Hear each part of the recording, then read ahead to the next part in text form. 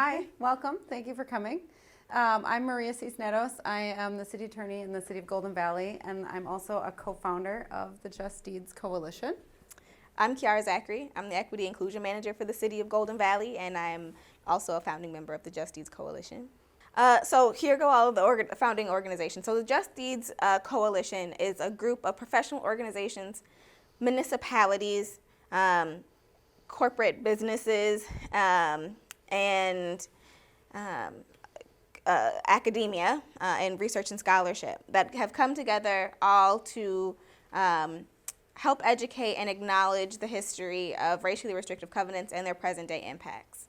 And we now have 14 cities that joined us, but the work of the coalition is really to think, one, about acknowledging, but then also the group is very specific to all of the actors, specific folks that and groups of people that created systems that allowed for racially restrictive covenants and influenced heavily their professions and the outcomes of their work over time.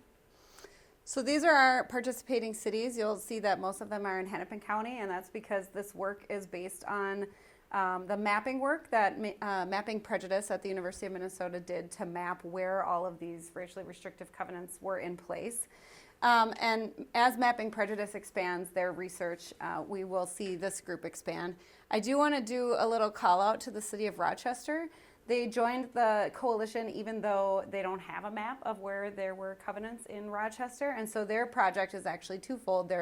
They have a group of community members and professionals that are mapping where the covenants are found, and then they have a group of attorneys who are helping discharge the covenants. This next slide will tell you a little bit more about our mission. So as Kiarra said, we're a group of cross-industry partners and community groups we formed to acknowledge racist practices that establish segregated housing patterns in our area, and to be honest about the role that each of our industries have played in creating and maintaining these segregated housing patterns. We think it's important to do this because it helps us understand who benefits from racially restrictive covenants and that the legacy of these covenants still exists today.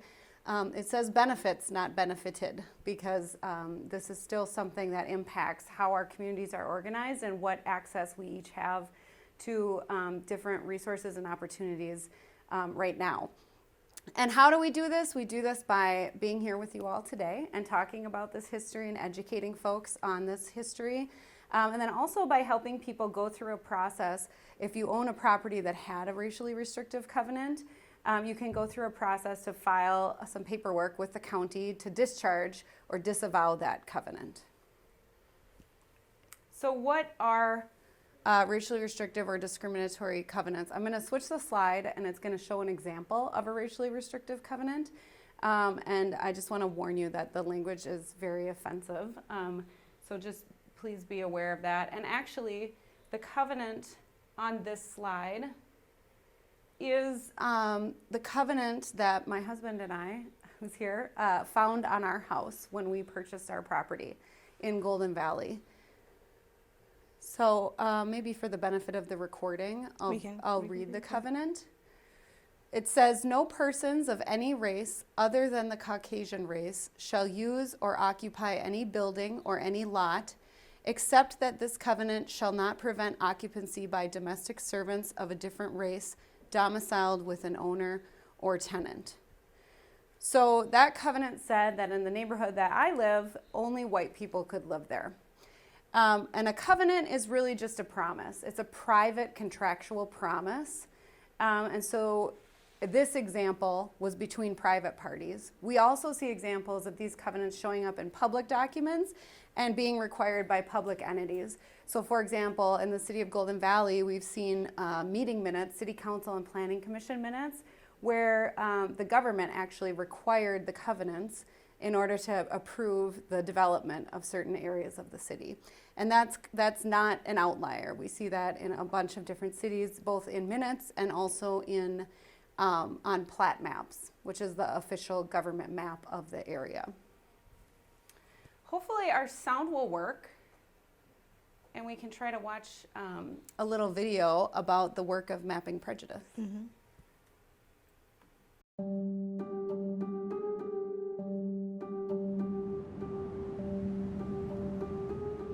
new survey finds Minneapolis and St. Paul among the worst places for Black Americans to call home. The racial inequity in this state is horrific.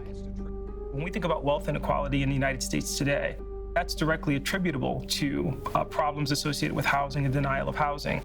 The inability of African Americans to acquire wealth in the same way that other groups were able to, by virtue of having access to affordable housing, is one of the problems that impact those communities of color today. About 75% of white families own the homes that they occupy. About 25% of black families own the homes that they occupy. It's actually the largest, in terms of percentage, gap in the country.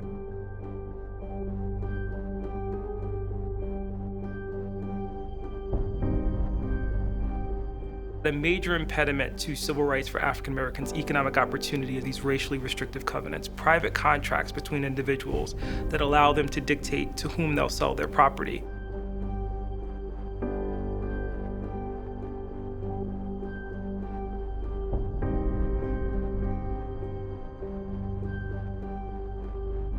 Covenants exist across the country. In Minneapolis, the covenants were first put in 1910. At that point, developers could start buying up large sections of farmland that had joined the city. When they start selling off the individual lots, that's really when the racial covenants kind of injected into the property record. Racial covenants tells you who can or cannot live, lease, even occupy certain spaces. 100% of these covenants are aimed at African Americans.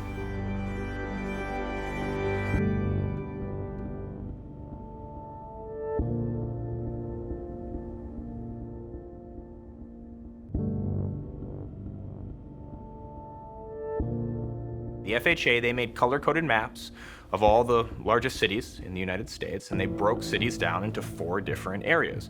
Red is considered hazardous, that's the worst. Yellow is considered definitely declining. Blue is considered still desirable, and green is considered the best. So areas that were predominantly African American or majority minority, or really in a lot of cases, even if there's a few non-white people there, that's often enough to be redlined. The FHA refused to give an area a green-lined designation. Again, this is the best designation that they'll offer unless, and I'm quoting again, restrictive covenants are already in place. That line's from the FHA underwriting manual. In a lot of ways, the practice of redlining, which didn't start until the 1930s, institutionalized and spread racial covenants all over the country because suddenly developers got sanctioned, they got direction from the federal government saying, this is best practices. Our community was redlined. Simple as that.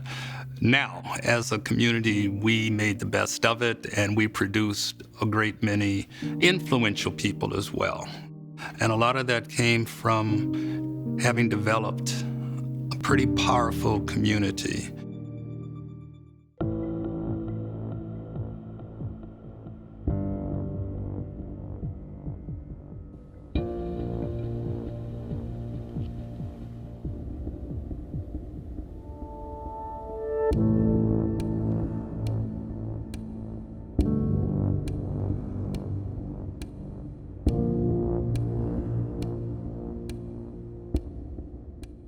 Fourth Avenue was now referred to as Crack Avenue. Up and down Fourth Avenue throughout the neighborhood, there were tough times. This very persistent myth that northern cities never had formal segregation. The South had Jim Crow, and look at those signs. Well, racial covenants did the work of Jim Crow in the North, all over the North. So even though covenants are now illegal, kind of this yawning chasm of wealth inequality that emerged as a result of covenants is still very much with us today. Identifying racial covenants, however, has proved remarkably challenging. The only way to find racial covenants are to read warranty deeds. We're looking at about 3 million deeds in Hennepin County between 1900 and 1960, and each deed on average runs about 3 pages. So we're in the ballpark of 10 million or so pages of text. So what we're doing with Mapping Prejudice is we're using digital tools to help us identify the deeds that do contain racially restrictive covenants. We ask volunteers to help us transcribe them. And those answers I then export, and this actually gives me enough data to build the map. There's actually two categories. It's business, industrial, and undeveloped. With this data set that the Mapping Prejudice team has built, we asked the question, how have racial covenants affected present-day socioeconomic outcomes? And the results that we find are that covenants were a way to lift the house prices by keeping people of certain races and colors out. What we find is a causal link between covenants in the past and three present-day socioeconomic outcomes. We find that houses that were covenanted in the past have, on average, 15% higher house values today compared to houses that were not covenanted. We also find that covenanted areas have lower African American residents and lower African American home ownership rates compared to areas within Minneapolis that did not have covenants. I think it can make very powerful arguments about how can we reframe contemporary policy through more of an equity lens to help mitigate some of this damage that's resulted from racial covenants. And I want everyone with this map to imagine themselves in this landscape of privilege and disenfranchisement.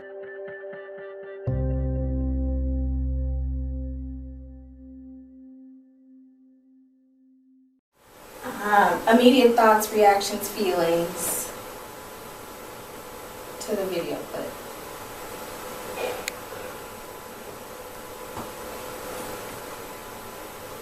So this is the second time I've seen that video, but it still is just mind-boggling to me. I live in St. Louis Park. My kids are black, and I'm like, I need to check our deed because that's not okay. Well, we can help you check your deed. Yes. Interestingly enough, so I don't know how many times I've seen that video clip, but the first time that I watched that video clip, I had that same thought process. And then the last scene, the neighborhood that's in the last map, is the neighborhood that I grew up in. Right? So all of those little red dots between Diamond Lake and Lake Nokomis, 2 blocks east of Diamond Lake, is my dad's house of Todd Park. Right there. And there's a red dot, and there's a covenant there, right? So it didn't make it hard for me to go find it because the end of this clip, the end of this documentary, let me know that, yep, it was there. And even so, if that neighborhood didn't have it, and it put a lot of things in context for me, personally. My dad has been in that neighborhood my brother is 22, so around 22 years, and is and has been the only black family on the block in 22 years, right? And he stayed there. You know, he's still there. He loves his house, loves his neighborhood, never leaving, right? But it does start to put a lot of those things in context for you, at least for me as a person of color that has been impacted by the practice. And it is, like you said, it's just like every time you see it, there's still a weight to it. I don't think it ever just gets easy to hear, easy to see. And I've given dozens of these presentations. I've watched that clip and other clips dozens of times, but there's always like I said, like a weight to it or like a seriousness about it. This map, as they alluded to in the video clip, is that this was a national practice, right? So we think a lot about, we're talking a lot specifically about the Twin Cities area and Golden Valley and St. Louis Park, Minneapolis, but this happened all over the country. And how we can read this map is by, it shows in proportion of this sort of circular shape, right? How much of the land or the area was red-lined, green-lined, was considered to be red, yellow, or green. And it's important that we look at that. And the bigger, clearly, the circle, the more properties there are. So Chicago's circle is really big because the city is really big, and there's probably millions of deeds there. And the same with Los Angeles. So if we look at the city of Minneapolis in the Twin Cities area, you'll see that we've got pretty big red circle. And that means those were areas the FHA were not going to back mortgages, right? So the areas that are green, they were going to back mortgages. We know that those had restrictive covenants on them. So Black and other people of color could not live there or occupy those places, right? Where it was yellow or red, they could live there, but the FHA was not backing mortgages there, so they weren't able to purchase homes in those areas anyway. So we see that there's these really big circles of yellow and red, which meant that there were large areas where folks could live, but that they couldn't access federally backed mortgages to make home ownership attainable and affordable in the same way that the green areas were. And this next map is a time lapse of Hennepin County, and it shows the spread of racially restrictive covenants between the years of 1910 and into the 40s. And you can see the total number rising. So I think something to pay attention to as you watch this map develop is kind of, here we have the years. It started in 1910, it'll end in the mid-50s. But pay attention to the pattern that you're seeing on this map right here, because we're going to look at some other maps, some other demographic and life outcome maps, and you will see a similarity between the pattern you see on this map and the pattern you see on the other maps. And here is kind of a closer up view of South Minneapolis. Mm-hmm. And you can see kind of how a couple pop up and then all of a sudden there's this huge spread. That's because this was a very coordinated practice. This was something that the FHA encouraged, as Kiarra just explained, by putting it in their underwriting manual, that if you wanted to have a property that was fell into that green highest best investment designation, you had to have racially restrictive covenants at one point. And then also there were, just like now, if you, whatever your profession, there are national conferences that you might go to and you talk to your colleagues across different geographies and learn about best practices. That is how covenants spread. There were a couple of developers and attorneys who started this practice, came up with this idea, started putting them in deeds, and then they spread the word about how great it worked. And so this was something that was encouraged, and that professionals were telling each other how to do it and where to do it. It was also something that, as I said before, governments encouraged and required in some cases, and something that developers would advertise. So when we talk to especially white audiences, people are surprised that this history exists and that they don't know about it. But that is remarkable because this was not a secret. But there were advertisements in the newspaper saying, buy a house here because there are racially restrictive covenants and your house will be worth more. Yeah. It was definitely not a secret. Here they are. And I apologize again for the language on this slide. So these are twofold. So we see that these are newspaper clippings that start right before the start of racially restrictive covenants. And racially restrictive covenants didn't just happen, right? They were in response to something. So at the time, the state of Minnesota had a Black population somewhere between 2 and 5%. And as folks started to move, spread out and move farther north, they would start to settle in neighborhoods and clearly be visible to to the folks that are around. And so there were plans to put folks in certain areas of the neighborhood away from other white people. And when they didn't stay to just those areas, community would organize and there would be violence against Black folks that were trying to move into neighborhoods.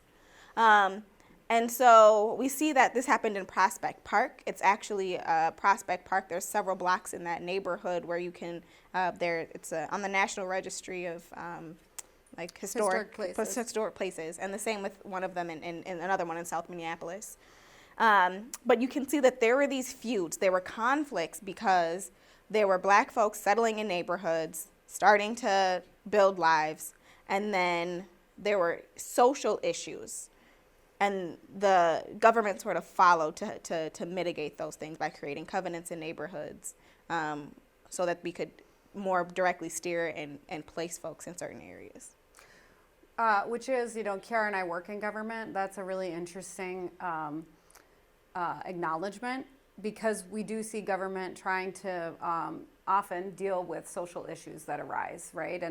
And sometimes government does a good job finding solutions and helping people come together and move past things. And sometimes government chooses a path or a structure that has long-term outcomes that are bad for some of the people that are being harmed in these situations. And that is definitely the case with racially restrictive covenants. We're going to continue the timeline here. So you saw in that clip that in 1948, covenants became illegal. So we see they became unenforceable. We see the first covenant pop up in Hennepin County in about 1910, and they become unenforceable in 1948. So that's a really long time that they were enforceable and they were legal. And there was a lot of development that happened during that time. A lot of the inner ring suburbs were very much built out during that time period, and so that's why you see a lot of racially restrictive covenants in the inner ring suburbs of Minneapolis. But during that period, it's not like people weren't trying to do anything about it. People acknowledged that this was a discriminatory practice, and so during that period, the NAACP and just individual realtors, individual home buyers were trying to organize and make racially restrictive covenants illegal. So finally, with the case Shelley versus Kramer, which was decided by the U.S. Supreme Court in 1948, racially restrictive covenants became unenforceable. They were still legal to write, but the government said we will no longer enforce them because that's discriminatory, and we as government under the U.S. Constitution can't enforce discriminatory laws.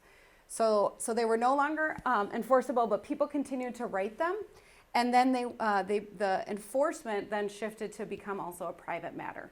And so you see a lot of violence, community violence, and other kinds of community strategies to force people out of their homes or to intimidate people.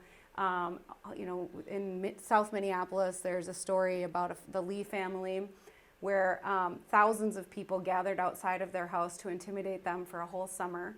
They killed their dog. They threw rocks and paint at their house. Their kindergarten daughter had to be escorted to school every day. And the reason that they were able to stay was because the husband was a veteran and he worked for the U.S. Postal Service, and his coworkers organized to protect them. And even making it through that summer, though, they only ended up staying in the house a couple of years, because even getting through that violence and all of that targeting, they still knew they weren't welcome in the neighborhood. So in 1953, the Minnesota legislature says, okay, now it's illegal to write racially restrictive covenants. And so that was in Minnesota. That was not, in other places it was still legal. Finally, in 1968, the Federal Fair Housing Act made the writing of racially restrictive covenants illegal across the whole United States. I skipped over 1956. So this is when the federal government passes the Federal Highway Act. And so the federal government's saying, we're gonna invest a whole bunch of government money in creating highways. The reason that this is on this slide is because just like many other systems of white supremacy, when something becomes illegal, that doesn't mean that the attitudes that underlie that practice go away. So what happens is people find other ways to accomplish the same thing. So in this case, racially restrictive covenants were segregating housing. So when that became illegal, then the government invested in highways, and the development of highways was sort of the next phase of segregating housing. The highways were built in places to either create barriers between white neighborhoods and neighborhoods where people of color lived, or to destroy thriving neighborhoods that were already established. Yeah. We'll talk about the Rondo neighborhood, which you brought up in your comment. And then the last stop on this little timeline is 2019, which is when the Minnesota legislature passed a statute that allows homeowners who find racially restrictive covenants in their property titles to discharge those covenants by filing another piece of paper in the property records that disavows the covenant. And this is the impact, right? So starting in 1990, almost 32 years after the Federal Housing Act, Fair Housing Act happens, we still see that there is a persistent gap in home ownership between white Americans, and this is Minnesotans in particular, and BIPOC Minnesotans. Although we have a relatively high home ownership rate, hovering somewhere between 75, the yellow line, between 75 and the pink line, sorry, is overall, between 75 and 80%, which is one of the highest in the nation. We see that people of color have struggled to maintain or even catch up, mitigate that gap. Although on paper, we still should be able to purchase homes in the same way in a legal context. This brings up a question. One, there's two things that we can call this. We call this a lot of the times the Minnesota paradox. Minnesota often has great social outcomes and life outcomes for all residents in general. But then we find that the converse is true for residents of color, that they're almost always at the lowest, right? And this also brings, as an equity inclusion manager, this brings to my attention the difference between creating what we consider something to be barrier-free, like housing, right? We consider it to be barrier-free at this point to own a home outside of some maybe financial means, but we didn't provide intentional access, right? We're not providing intentional access in the same way that we provided intentional opportunities like the FHA, right? And these federally backed mortgages and all of these other things to mitigate the gap, to make sure that the same opportunity and the same rates are happening generation after generation. So now we're going to turn to some of the maps, just to talk about what are the lasting effects of racially restrictive covenants. So here's the covenant map that you saw in blue before. The red dots on this map are racially restrictive covenants. And then over on the other side is a demographic map of the city of Minneapolis. We use the city of Minneapolis because they collect a lot of data. They have really great maps and data for us to use. Mm-hmm. But you can apply this, and maybe if you're wanting to thinking about what could I do, you could maybe help your city gather some of this data and create these maps for your city. But what you see here, kind of look at the red on this map and the red on that map and match up. You see the pattern matches up. So the demographic map over here that was from the city of Minneapolis in 2015, the green areas are the most diverse. Those are areas that did not have racially restrictive covenants, and in many cases are areas that were redlined. And then the red areas and the orange areas are the least diverse. And you can see how those areas really match up with where the racially restrictive covenants were located, which tells us that the demographic patterns that were created by racially restrictive covenants still remain today. This next map is of Hennepin County and the surrounding metro area. This specifically shows life expectancies. Again, recall the patterns that we saw when we looked at the larger Hennepin County map, and then the last map that we looked at, is that by zip code and where certain areas that were redlined or greenlined, we planned for certain things to happen in those neighborhoods. Neighborhoods that had racially restrictive covenants now have higher life expectancy. They have better access to green space, better planning and access to things like healthy food, access to high quality medical care. Neighborhoods that did not have racially restrictive covenants and were redlined, the converse is true, right? So they have higher exposure to air pollution and toxins, less tree coverage, so we create heat islands, so their neighborhoods get hotter in the summer, which exacerbate certain health conditions like asthma. There's a closer proximity to landfills, which again impacts air quality. Less access to green space, less access to healthy foods, increased access to things like fast food and like ultra processed foods through like small convenience stores, and less access to high quality medical care. Another thing that's not on this slide, and I don't think we have it in this particular presentation, to think about is education and transportation. The next slide is going to be about transportation. But I think if we all think about why we live where we live, why did you buy or rent the home that you live in? Think about the things that that helped you make that decision. Access to education maybe, or convenient transportation. And when Kiarra says these things were planned, she's talking, I think, in the government sense. Like, the government plans where landfills go. And there are landfills in Minneapolis near the redlined neighborhoods. There are not landfills in Minneapolis near the neighborhoods that had racially restrictive covenants. The same is true for transportation access. So we're going to flip to the transportation side, and maybe Kiarra, if you could talk, because I have a little frog in my throat. So we've seen this map before. This is the second time we've seen it, and this is again the map that shows where are the most diverse areas in the city. But this map on the right here shows where the black population was in the city of Minneapolis in 1940. And remember, the Federal Highway Act was in 1958. So here are where folks were already living before the highway system came through. And what we see here is that after the highway system came through, we almost bust through every concentration within the metro area of these same people. So we planned to route highways specifically through areas in which were concentrated more heavily with black residents. And the impact of this is, again, where we had economies and communities that were thriving, like we see with 35W, for example. There was a black community that was redlined. Folks still purchased homes. They still had and centered education. We saw all of the folks that came out of this neighborhood, and then we put a highway through it, right? And there's impacts associated with what happens to the economic and also even cultural and mental and traumatic reactions to having your community and your environment demolished. Before we switch to that next slide, I just want to point out, we've given this presentation a bunch of times, and so we've had a lot of discussion with folks, and one of the things that comes up is, well, sometimes these things just happen and it's a coincidence.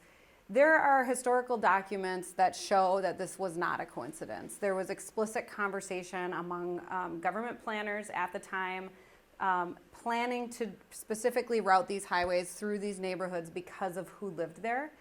And part of that, I think, there are documents that show that part of it is just explicit racism. The people who were planning and had the power to make these decisions, those were their beliefs, and that they thought this was the best thing to do. There are also, though, I want people to think about, because this really touches on the question of, like, what am I supposed to do about this?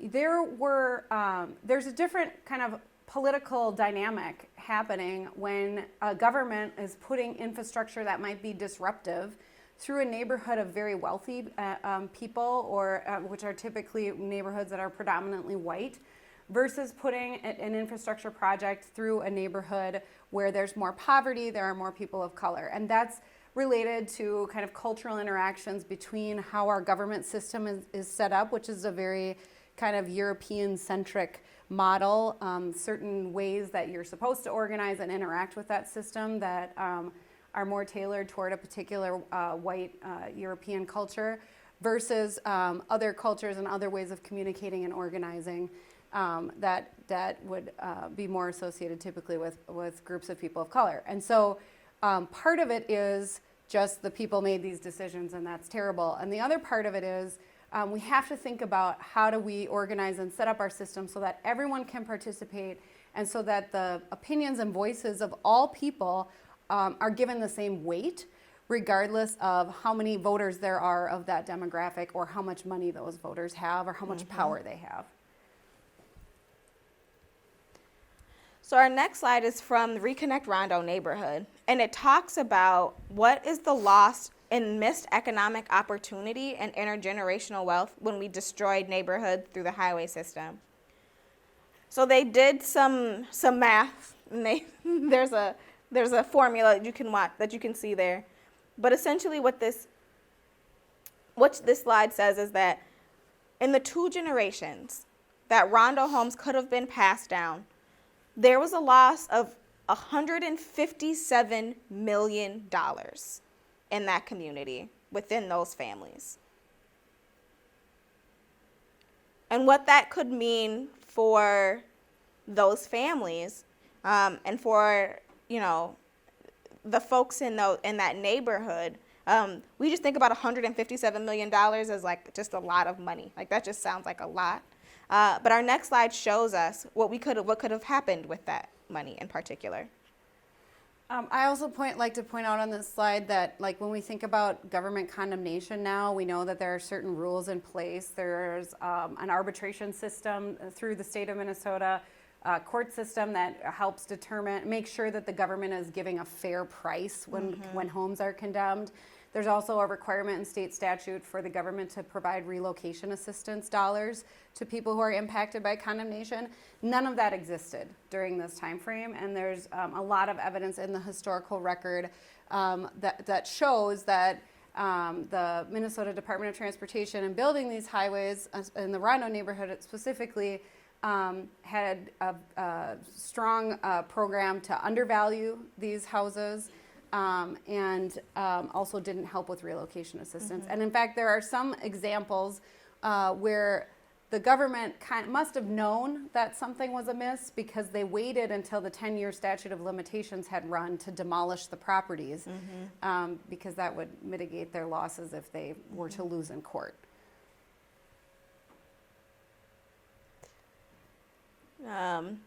So we think about the $157 million, but this is just one generation. So in one generation, out of the 700 homes that were destroyed in Rondo, and valued at the time at $49,500, which was the average or the median home price based on the valuation of the Minnesota Department of Transportation, which could have been low, probably was low, we would have had around $34.5 million. And that inheritance, right, that generational wealth could have paid for 4,800 four-year degrees at the University of Minnesota. And that number was more than half. That 4,800 is more than half of the 18-year-olds in Ramsey County at the time. They could have had their full education funded through home equity that was demolished. And then we think about that's just one generation, and then there's another generation that follows as well. And now our current project is Blue Line, that we are having similar conversations now about disrupting environment and putting infrastructure and transportation projects through communities that have seen the same thing 60, 70 years ago. So we notice that racially restrictive covenants are all of the green squares, and that the purple shows us the population in 2019. The deeper the purple, the deeper the concentration. And that now we're creating a throughway from populations or from areas that didn't have the same sorts of economic opportunity, and we're sending them through these neighborhoods with racially restrictive covenants. And what sorts of conversations are people having, or what sorts of feelings do people have or associate with these changes? Yeah, so there's kind of two layers to this slide. One is what's the impact? So this is North Minneapolis, and the deeper the purple, as Kiarra said, the higher the concentration of Black residents. What is the impact going to be to the people who live here when this rail line is built? And maybe some is positive and some is not so positive. Another thing about this slide I think is interesting is if you look at bus routes in this area, so Kiarra and I both work in Golden Valley, I live in Golden Valley, there's not a lot of bus connection between Golden Valley and North Minneapolis.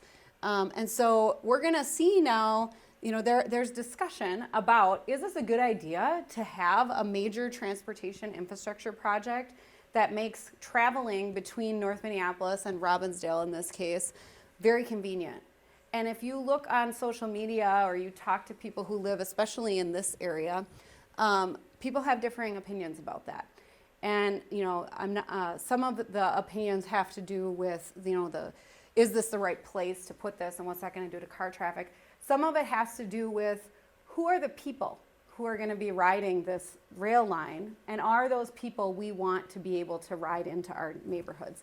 That is very much part of the legacy of racially restrictive covenants, and I think that we would do well to pay attention to those conversations right now and really start to talk about what that means and why people hold those beliefs, and whether we need to try to change that narrative together. So why are we talking about this? This is historical. Covenants are no longer enforceable. Why are we talking about this? As you've seen in these maps, and if you go to our website, justdeeds.org, you can see all sorts of other maps and other articles and videos explaining this legacy.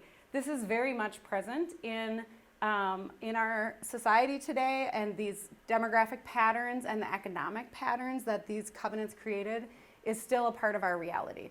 And so we really need to acknowledge that and talk about it. One of the ways we see it the most present is depressed home ownership rates for Black Minnesotans. And we know, research shows us, I think it's probably not controversial to say at this point, that home ownership and accumulation of wealth through home ownership is one of the best ways, the most important ways for people to accumulate wealth and move on to do other things with that wealth, like education, like access to good medical care, all those sorts of things. And so it's important to look at that homeownership gap and really start to be as intentional about closing that homeownership gap as we were back in starting in 1910 about creating the homeownership gap. Because these obstacles make it hard for people to amass wealth and to be able to do other things in life. Another reason we think that's really important to talk about racially restrictive covenants is because it's a tangible example of systemic or structural racism. And we hear people talking, that's kind of a buzzword around, and sometimes it's hard to kind of put your finger on exactly what we're talking about. This is in writing. It was government sanctioned, it was very much coordinated, and it's just a very tangible example of how systems can create disparate outcomes for folks based on the color of their skin. And we hope that people will use this information to engage in what we call transformative policy making. So taking this information and then in your work or in your personal life or in following the actions of your local government, applying this lens to all of the decisions that folks are making, specifically around hopefully policy making, so that again we can be intentional in enacting policies that help mitigate the impacts of racially restrictive covenants. So our last two slides are calls to action, a call to break the cycle of inaction. So this is somewhat of a sociological graphic that I found on Twitter. Please see the ad for this genius. We recognize oftentimes that there is a horrific injustice, and we just learned about horrific injustice through racially restrictive covenants.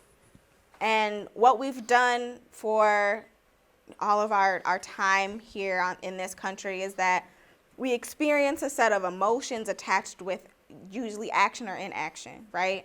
So we see this horrific injustice and we're shocked and confused. We talked about that watching the video clip, that every time we see it, it's just hard to understand. And we then have some sort of emotional response. For me, it was sadness and a little bit of anger, a little bit of frustration. For others, it could be something different. And what normally happens is, what also happens is that we do something that makes us immediately feel better. We do something that makes it so we feel that we can act in a way that shows that we don't believe in this necessarily.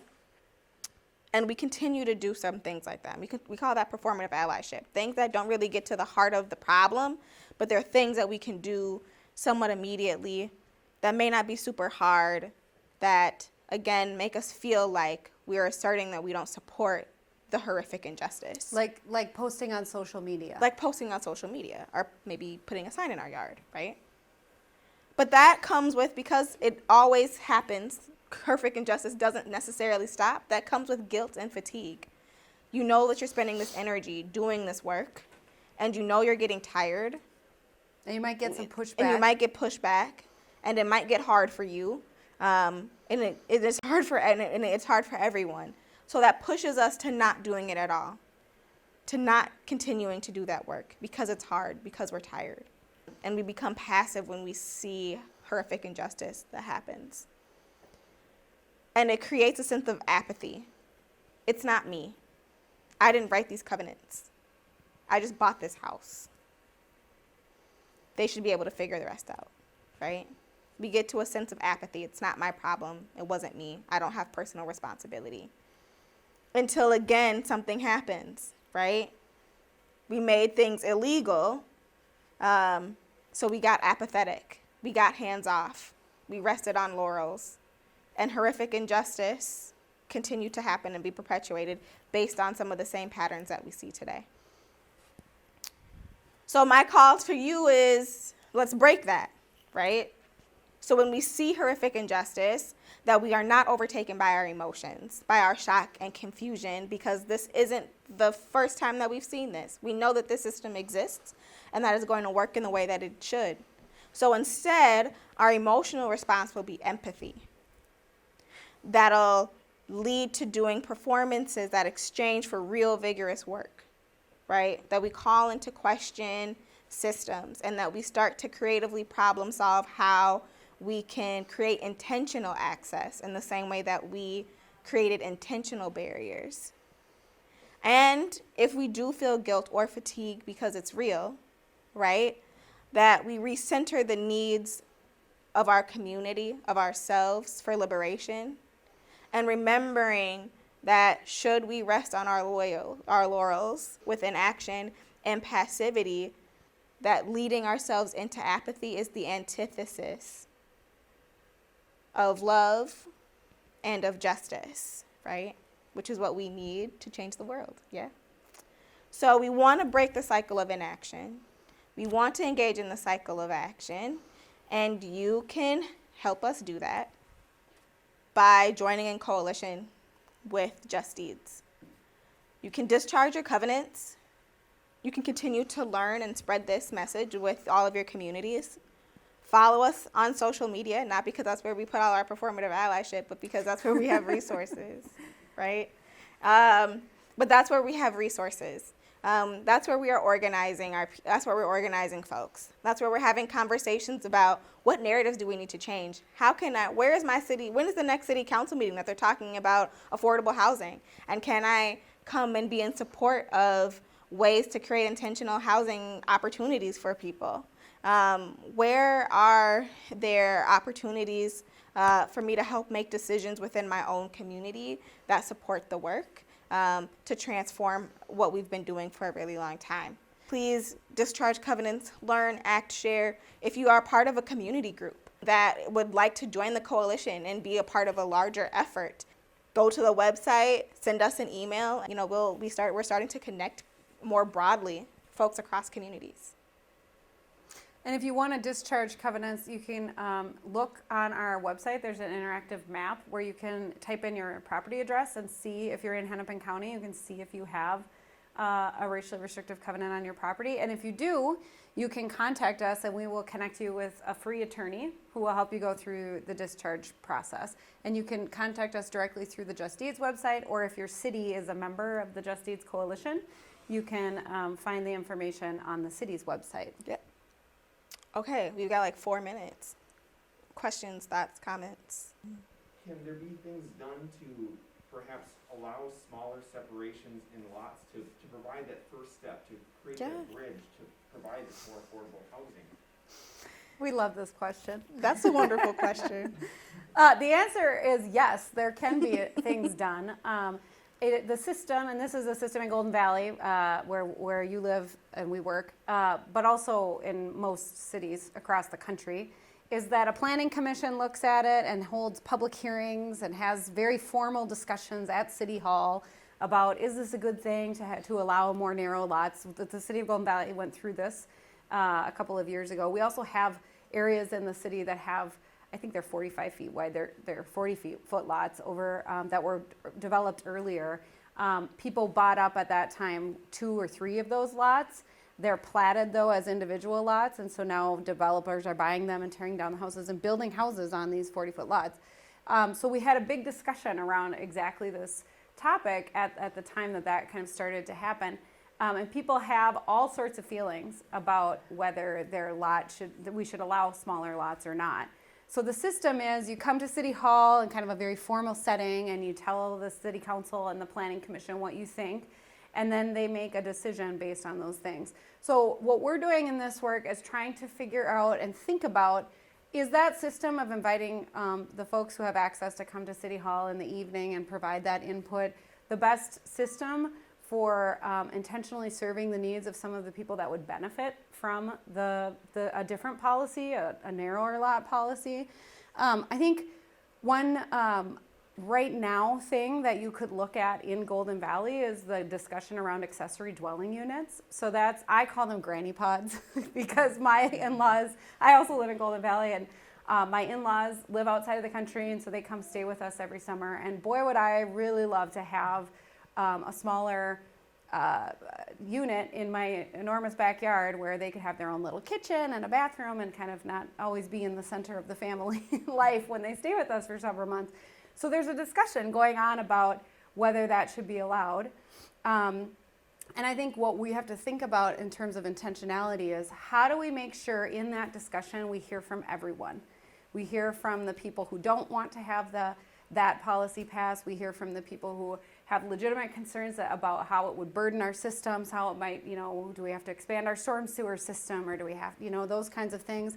And then also hearing from and valuing the perspectives of people who would benefit from these things, which oftentimes are not people who live in our city.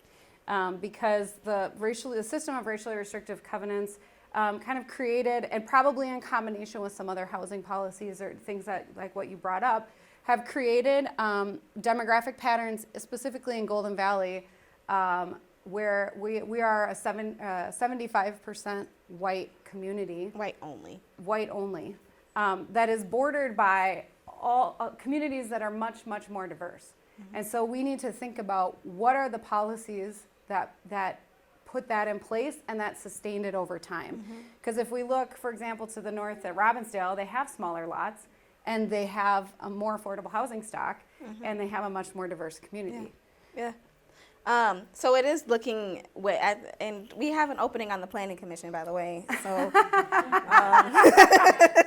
just to drop that in there as an opportunity with all of your thoughts, if you've got the time for it. But we find that true with a lot of different things. And there's another slide that we have that talks about other connections to modern zoning, and how that, so this would be one of a list of covenants that would have housing requirements. So a racially restrictive covenant would be number 6 on a list of 10 things that your house would have to have. And so we've even, there's suburbs that have thought about, minimal lot sizes, requiring attached garages, all of requiring 2-car garages, requiring certain materials, requiring that the space between your house and the curb is X amount of feet, right? All of these different things that drive up so that you have a X amount of, like land, right? Your yard is so big. Setbacks. Thank you. I was like, it's not a pushback. I just wanted to make sure that I needed the right term, setbacks. Local government is still a little new to me. Right? But all of these things drive up the costs of homes. And so clearly, especially in this, in our most recent economy with inflation is high and housing, the rising cost of housing, that developing new housing, again, is going to, not create naturally affordable housing for folks. And without generational wealth opportunities, how are we creating persistent gaps and barriers to home ownership? There's a statistic that 30% of home buyers use funds from family to pay to assist them in purchasing their first home, right? So we're putting a lot of people. We know that there's a lot of people that aren't going to have access to that system and to that structure. So how do we create housing stock that becomes more affordable through some of our planning decisions and policy decisions? So Yeah, and just one final thought on that is just the importance of community, because ultimately these systems are designed to take into consideration what the community thinks is best and what the community wants and needs. But what we need to think about in this context, knowing that the demographics and the makeup of our community are kind of predetermined by racially restrictive covenants, is maybe expanding what our definition of community is. So the city's Peace Commission, which is the commission that's helping with policing, is talking a lot about we need to engage with our neighbors, because when we look at our policing data, we see that we have disparities and we have a lot of interaction with people, our police department does, with people who don't live in our city.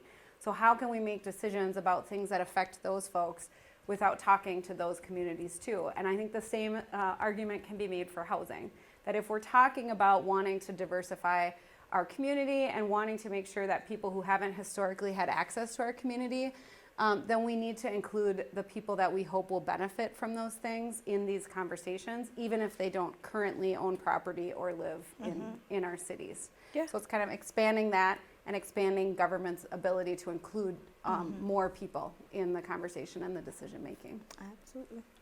Well, thank you. We're like a couple minutes over time, so thank you all.